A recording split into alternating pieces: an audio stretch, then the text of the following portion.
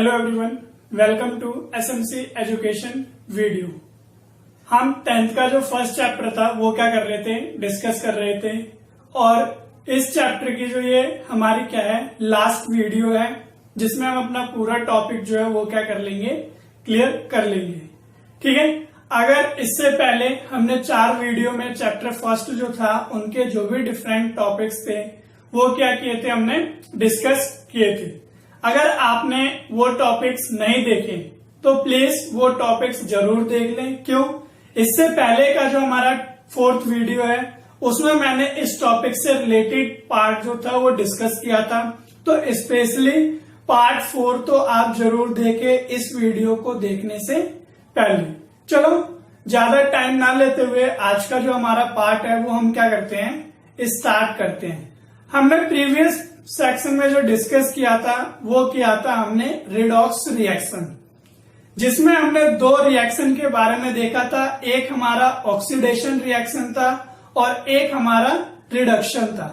तो हमने बात करा था क्या इसके कोई इफेक्ट वगैरह है कि नहीं है।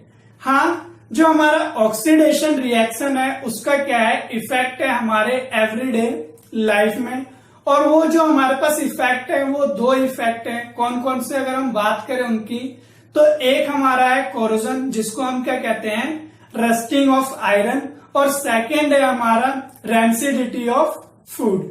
मीनिंग जो आपका क्या होगा, जो फूड है वो क्या हो जाता है, आपका स्पॉइल हो जाता है, खराब हो जाता है। तो उसी को ही हम जनरली क्या कहते हैं, रेंसिडिटी ऑफ फूड। चलो इससे पहले हम बात करते हैं किसकी, जैसे अगर मैं टॉपिक की बात करूं तो हमारा टॉपिक क्या है, effect of oxidation in everyday life.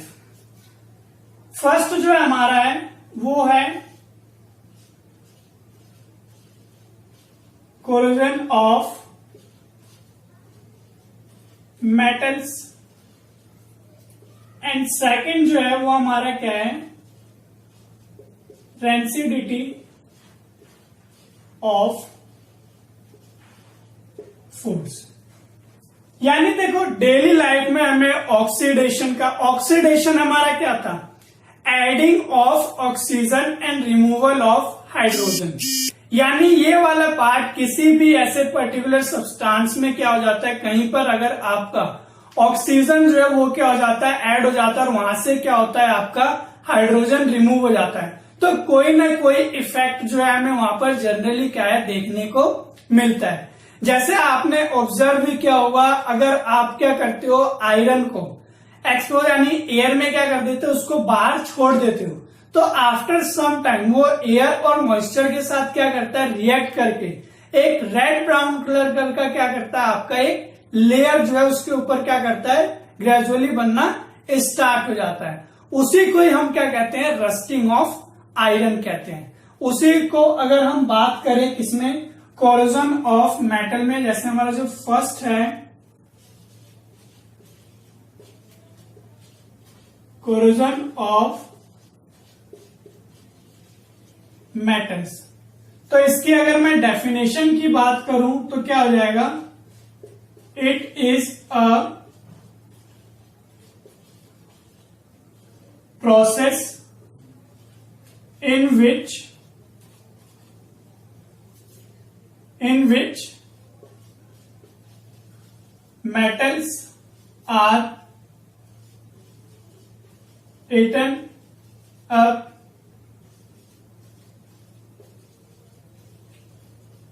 gradually by the action of air, moisture or chemical on their surface. क्या है हमारा, उसके सरफेस पे। रस्टिंग ऑफ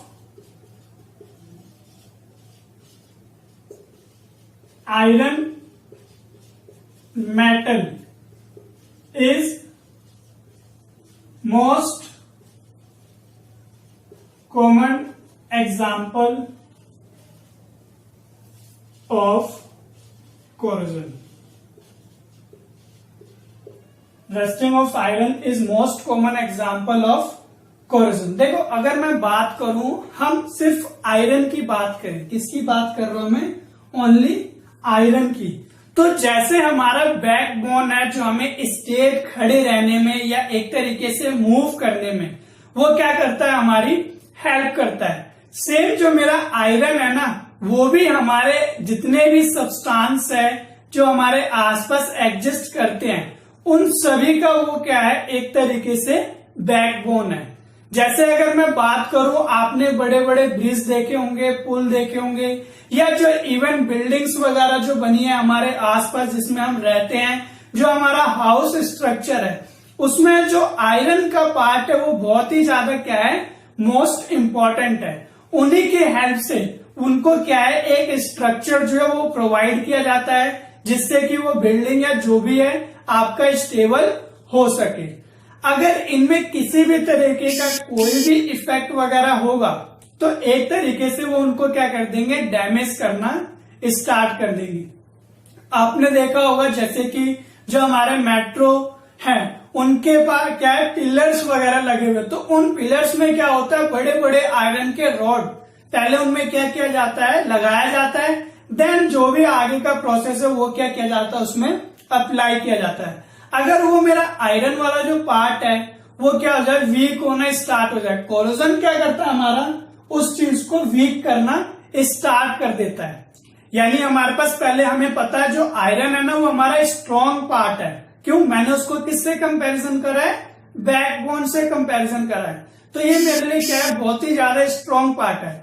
लेकिन कोरोजन होने की वजह से वो आयरन धीरे धीरे क्या हो जाता है, वीक होना स्टार्ट हो जाता है। और अगर वो वीक हो जाएगा तो हो सकता है जिसके ऊपर भी वो आपका जो ऑब्जेक्ट है वो स्टेबल है, वो आपका धीरे धीरे क्या हो जाए, डैमेज होना स्टार्ट हो जाए। अगर मान लो किसी ब्रिज या जो पुल वगैरह जो बड़े बड़े रिवर्स के ऊपर बनाए जाते हैं उनमें मोस्टली जो होता है हमारा आयरन ही क्या होता है, उस पर यूज किया जाता है। अब उसको अगर क्या है, धीरे धीरे वो वीक होगा तो हो सकता है वो पूरी तरीके से डैमेज हो जाए, ब्रेक हो जाए, जिससे हमारे लिए बहुत सारे हार्मफुल इफेक्ट जो है वो हो सकता है, या हमारे बॉडी या किसी अनदर पार्ट को उसका इफेक्ट जो है वो हो सकता है।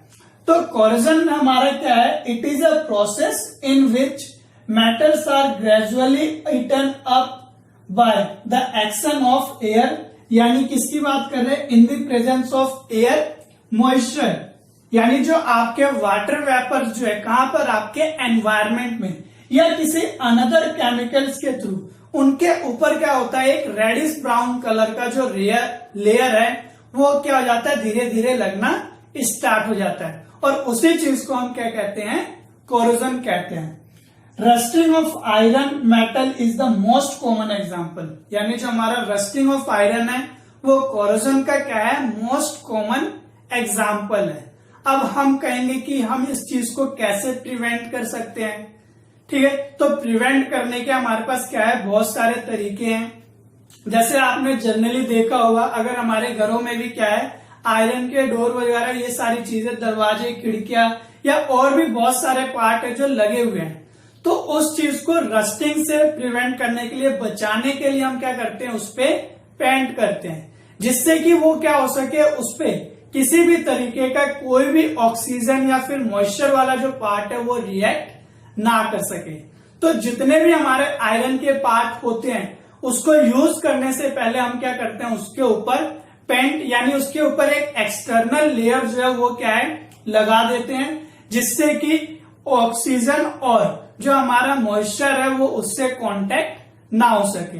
तो इसी चीजों को हम करते हुए हम क्या कर सकते हैं, जितनी भी सारी चीजें हैं उन सबको हम क्या कर सकते हैं, प्रिवेंट कर सकते हैं। किससे, कोरोजन से।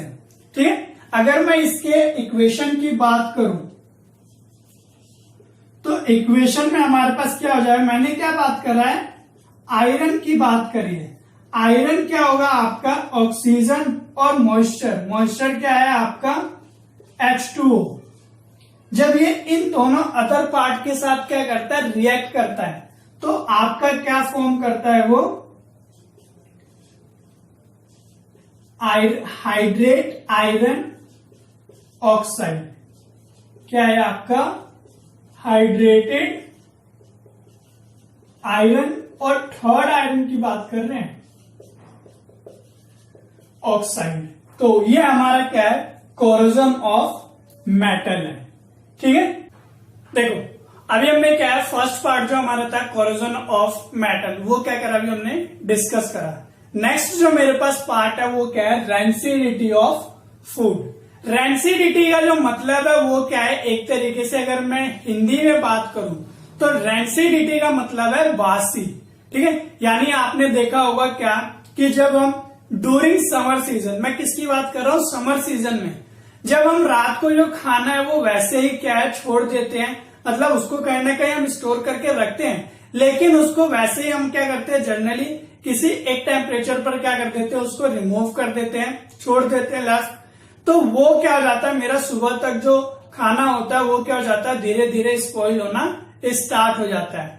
उसमें ऐसा इसलिए होता है, क्यों, क्योंकि वो क्या हो रहा है, मेरा ऑक्सीजन के साथ रिएक्ट करके, यानी उसमें से क्या है, जो मेरे पार्ट्स थे जिससे वो क्या है, मेरा खाना जो था टेस्टी था या मेरे लिए बहुत ही ज्यादा अच्छा था, वो पार्ट धीरे धीरे ऑक्सीजन के रिएक्शन के कारण वो वहां से क्या हो गए, रिमूव हो गए।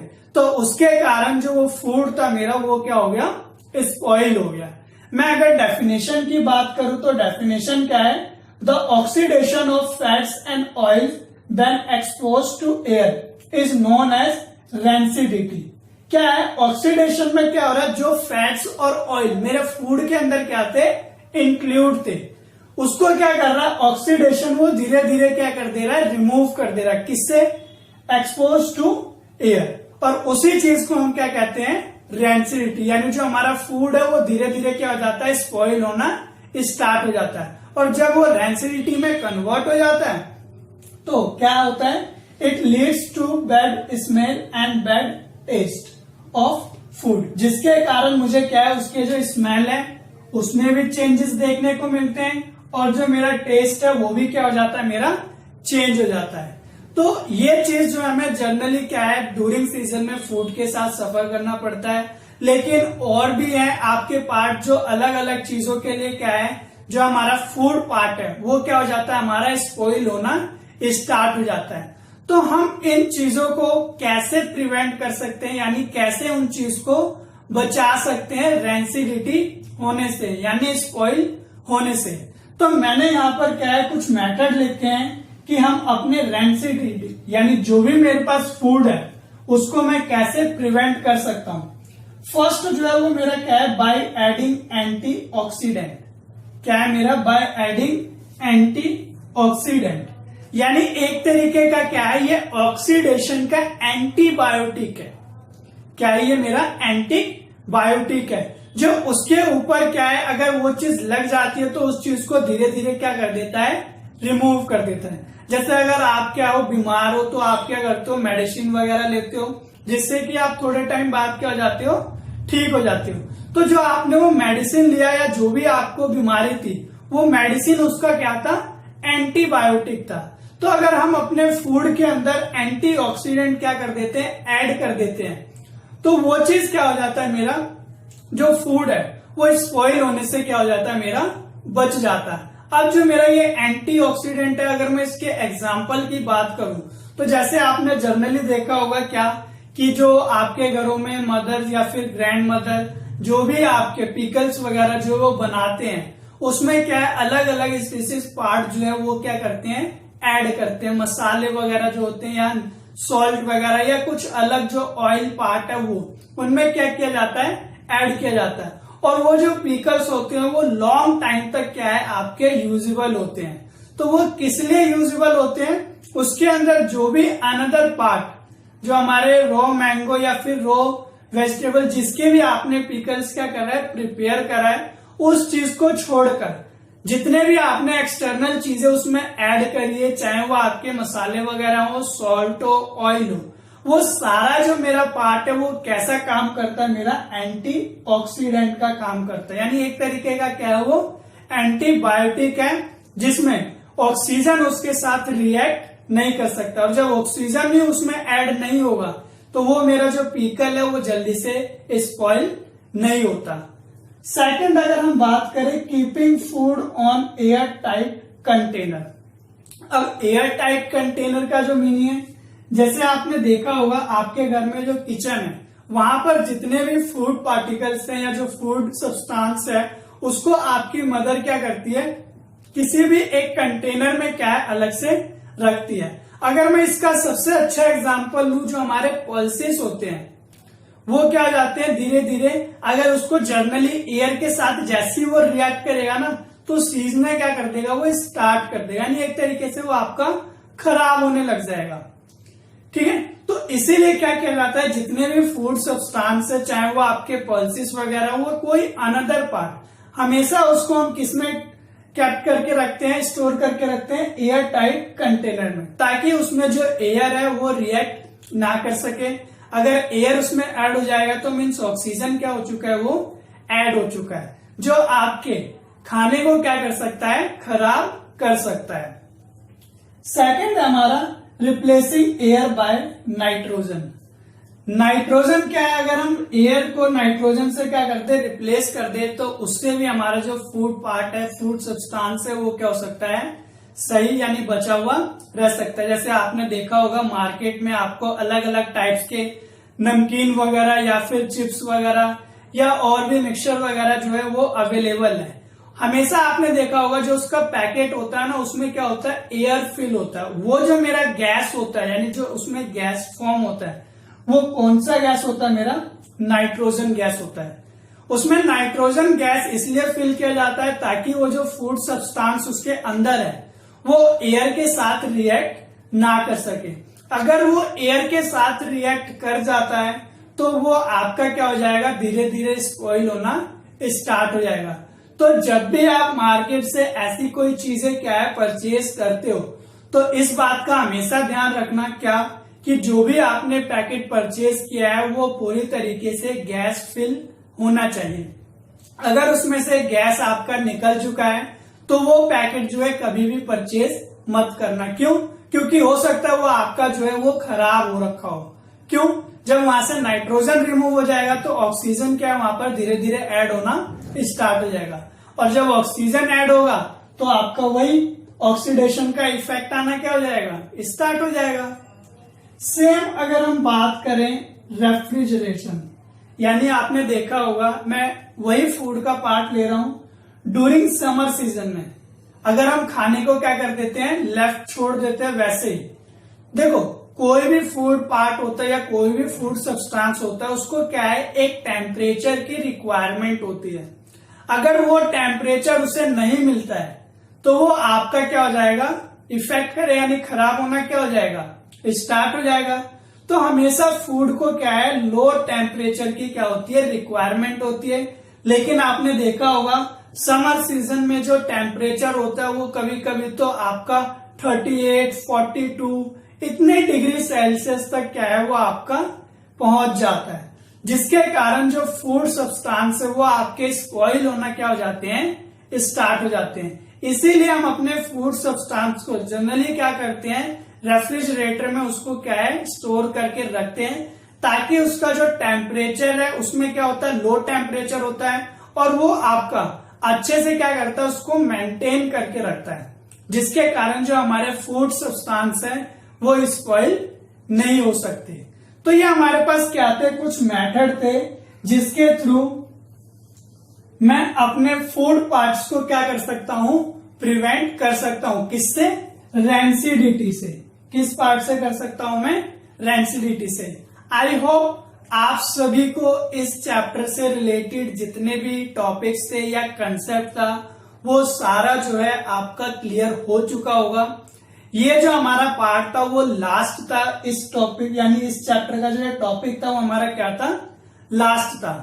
तो अगर आपको कोई भी डिफिकल्टी या फिर जो भी प्रॉब्लम्स वगैरह आती है, जो हमने इस पे वीडियोस बनाई, अगर उसमें कोई भी प्रॉब्लम या कंसेप्ट आपको क्लियर नहीं हुआ है तो जो भी हमारे वीडियो में मेंशन किया हुआ है कांटेक्ट नंबर, आप उनसे क्या है कांटेक्ट कर सकते हो। चाहे आपके किसी भी टॉपिक से रिलेटेड हो जो हमने इस वीडियोस में या इससे प्रीवियस वीडियोस में जो हमने डिस्कशन किया है।